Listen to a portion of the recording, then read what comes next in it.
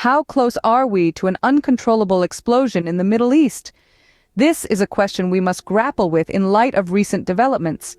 The tensions in Gaza have reached a boiling point, with the role of Iran and the United States becoming increasingly crucial in this volatile scenario.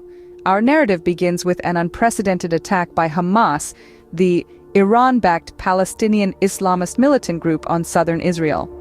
This assault resulted in the tragic loss of around 1,200 lives, mostly innocent civilians, and the taking of around 240 hostages. In response, Israel, with the United States as its primary ally, launched an offensive that has tragically claimed over 17,700 lives in the Palestinian territory, again mostly civilians. In the midst of this crisis, the United States vetoed a UN Security Council resolution that called for an immediate ceasefire in Gaza. The reason? They claimed the resolution would leave Hamas able to repeat their October 7th attack. This veto sparked a stern warning from Iran of an uncontrollable explosion in the Middle East, escalating the already high tensions. As the death toll rises and tensions escalate, the Middle East teeters on the brink of an uncontrollable explosion. In any conflict, it is crucial to understand the key players and their motivations. In this case, we have the United States, Iran, Israel, and Hamas, each pulling the strings of a complex geopolitical puppet show. Let's start with the United States. It's no secret that America has long been a staunch ally of Israel. This allegiance was brought to the forefront when the U.S. vetoed a UN Security Council resolution calling for an immediate ceasefire in Gaza. The U.S.'s argument? Such a resolution would leave Hamas, the group controlling Gaza, in power to potentially repeat the violent acts of October 7th. Next, we have Iran. Iran has been vocal in its support for Hamas, the organization that the U.S. and Israel consider a terrorist group. Iran's top diplomat, Hossein Amir-Abdollahian, warned of an uncontrollable explosion in the region following the U.S.'s veto, and has called for immediate humanitarian aid to be sent into Gaza. Then there's Israel, who has vowed to destroy Hamas in response to the attacks launched on October 7th. Israel's offensive, backed by the U.S., has resulted in the deaths of more than 17,700 people in the Palestinian territory, according to the health ministry in Hamasrun, Gaza. Finally, we have Hamas, the group controlling Gaza.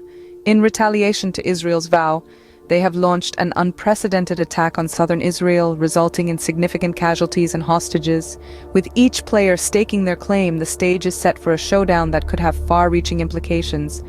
Beyond the immediate devastation, what are the unseen consequences of this escalating conflict? In the face of destruction, an unseen humanitarian crisis is unfolding in Gaza. As homes are reduced to rubble and infrastructure crumbles, the very lifelines of society are being severed. Vital health facilities are at risk of being overwhelmed. With the dire need for medical supplies, personnel, and the pressing threat of disease outbreaks, the situation is becoming increasingly desperate. Calls are being made to open the Rafah border crossing with Egypt, a potential lifeline for humanitarian aid. Yet, these pleas seem to fall on deaf ears as the conflict continues unabated. But the repercussions extend beyond the borders of Gaza. The region teeters on the brink of instability, the conflict threatening to spark a broader crisis. The war drums reverberate, echoing across borders, potentially drawing in countries from near and far.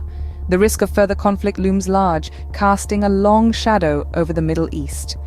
The political chess game continues, with each move escalating tensions, each decision holding the potential to ignite the tinderbox that is the region.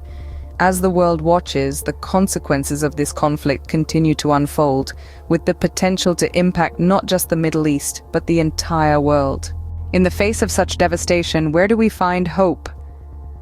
It is a question that echoes in the halls of power around the globe.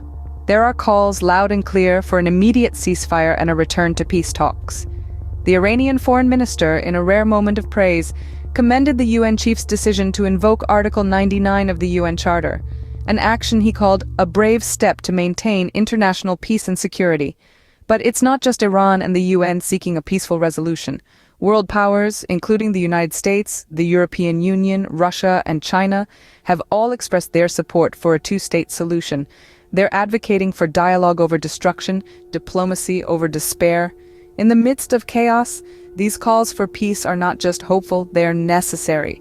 They represent a glimmer of light in a dark situation.